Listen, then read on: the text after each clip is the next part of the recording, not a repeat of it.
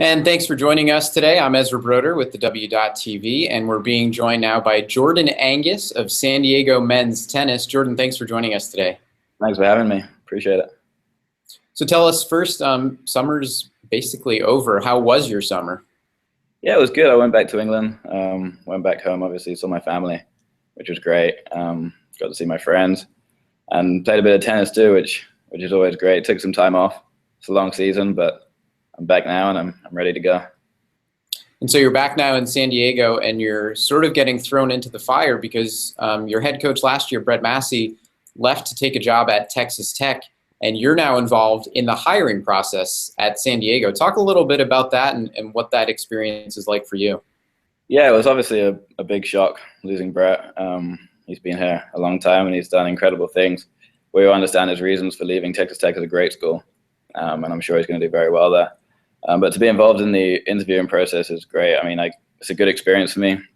Get to meet some of the top coaches around the country and get to be involved in who's going to lead me this next year and the team going forward, which is great. And it's an honor that they appreciate me enough to let me be involved in this process.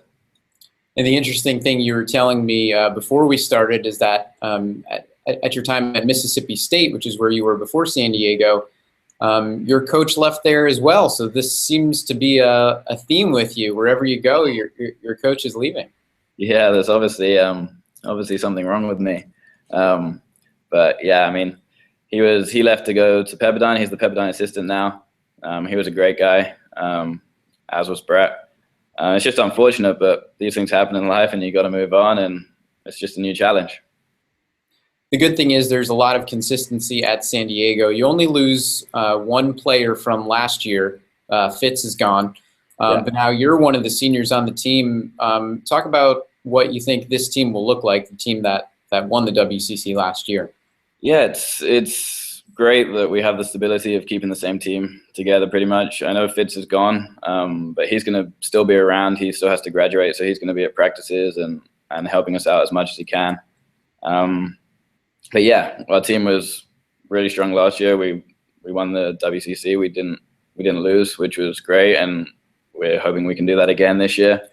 We expect to do it again this year, and we'll just go out and we have a great chance of winning it and boosting our ranking too. And talk about winning the WCC. In my opinion, maybe the moment of the year, or at least that we caught on video at the W.TV, was your ace, which clinched the WCC championship for you.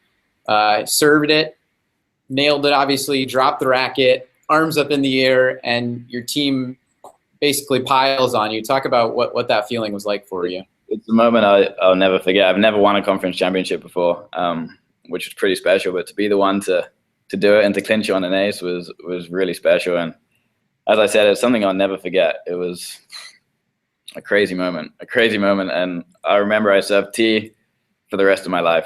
T ace for the rest of my life. It was one of the best feelings I've ever had. And I'm not sure how you top that next year. I mean, what sort of goals do you set for yourself? Obviously, individually, you can't predict a moment like that, but as a team, obviously, I'm sure you guys are looking to repeat as WCC champs and maybe go a little bit further in the NCAAs. Mm-hmm. Obviously, yeah. Our goal is to try and go undefeated again in WCC. That's one of our main goals, but then also try to push our ranking as high as we can go. I mean, I think the record here is 16 in the country. We made 17 last year, so we got pretty close to that, but we aim to break that and yeah, national indoors and go as far as we can in the NCAA tournament. I think we have a great chance with the team we have this year, and we have a few good guys coming in too. So yeah, things are looking good. All right, I think we got all the tennis out of the way. Let's talk a little bit more about you. You mentioned London being your hometown. From there, you went to Mississippi and then San Diego, which three completely different areas of the world in every sort of way. Maybe talk about some of the differences between the three. Yeah, it was a big culture shock.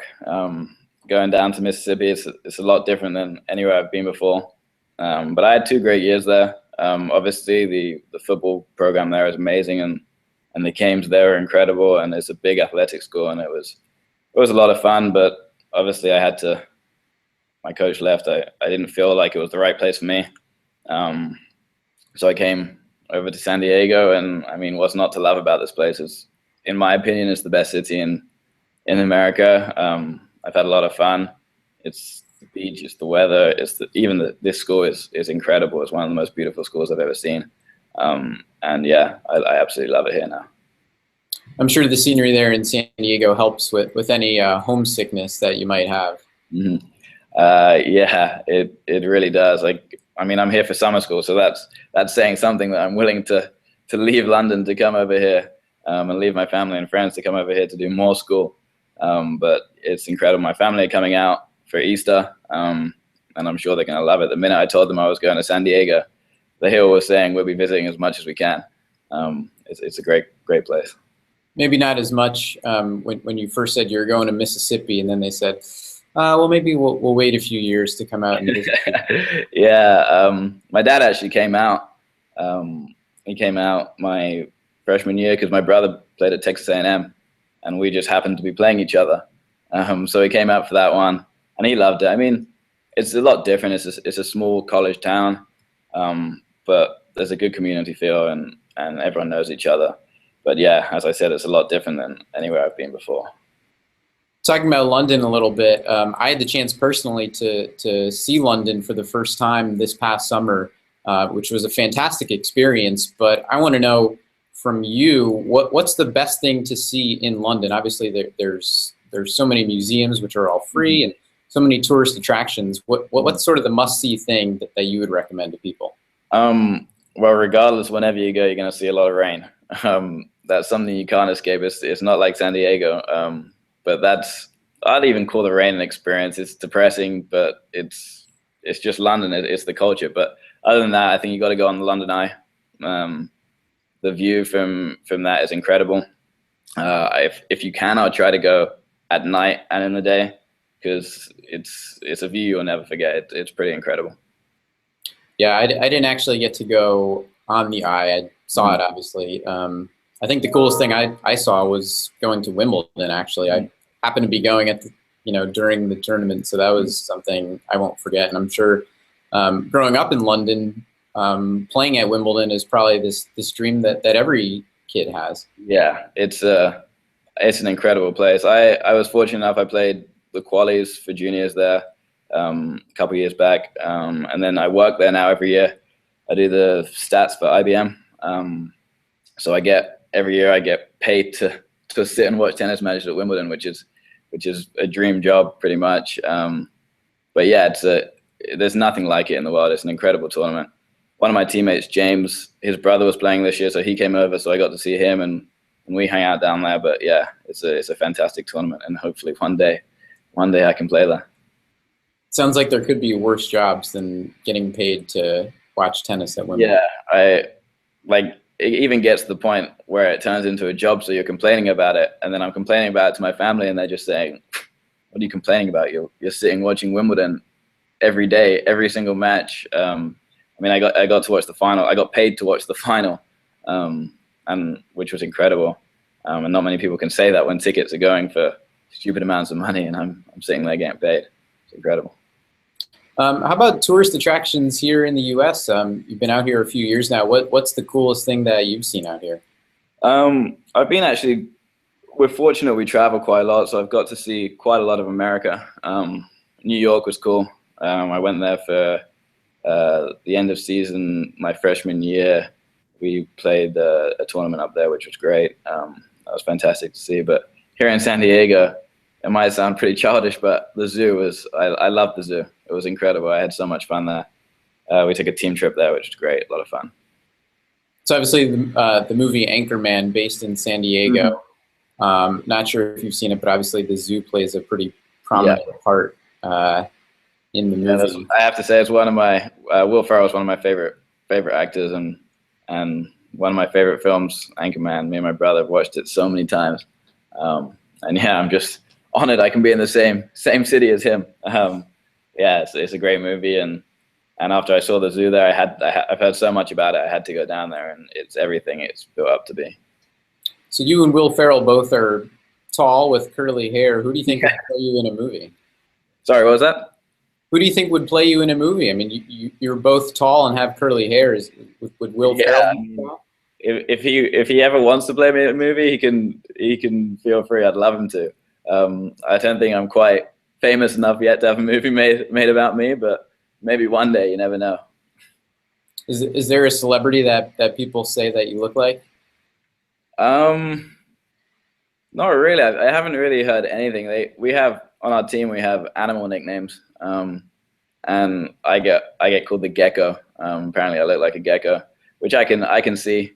I can see that one. There's a funny story actually. At my old school, my animal nickname was a frog, and I had an interview just like this where I explained that was my animal nickname. The next week, I was sitting in the cafeteria. And I'm sitting by myself eating lunch, and a girl comes up to me and goes, "Hey, I saw your interview last week." And I was like, "Oh, really? Did you like it?" And she was like, "Yeah, it was great. You really do look like a frog." And then she just walked off. And it was one of the strangest, oddest experiences I've ever had. How someone can just come up to you and say that, but each their own, I guess. Yeah, I'm not sure how I would respond to that. Yeah, I literally just laughed for I was sitting by myself, just laughing for about 5 minutes. I didn't know what to do. Jordan, before we let you go, just tell us, what do you think, what's the one thing you love most about the University of San Diego?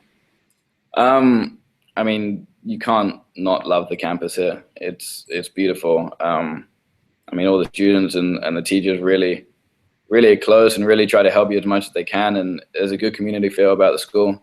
And obviously the tennis. I mean, our team is one of the closest teams I think there is around the country. And we do everything together. We live together. We play together. We travel together. We eat together. We do everything we do together. And it's friends I've made for life just through a tennis team is pretty incredible. And hopefully we can make some more memories this coming year. It really is an awesome campus there at USD. Jordan Angus, everybody, from the University of San Diego men's tennis team. Thanks for joining us today, Jordan. Thank you very much for having me. I appreciate it.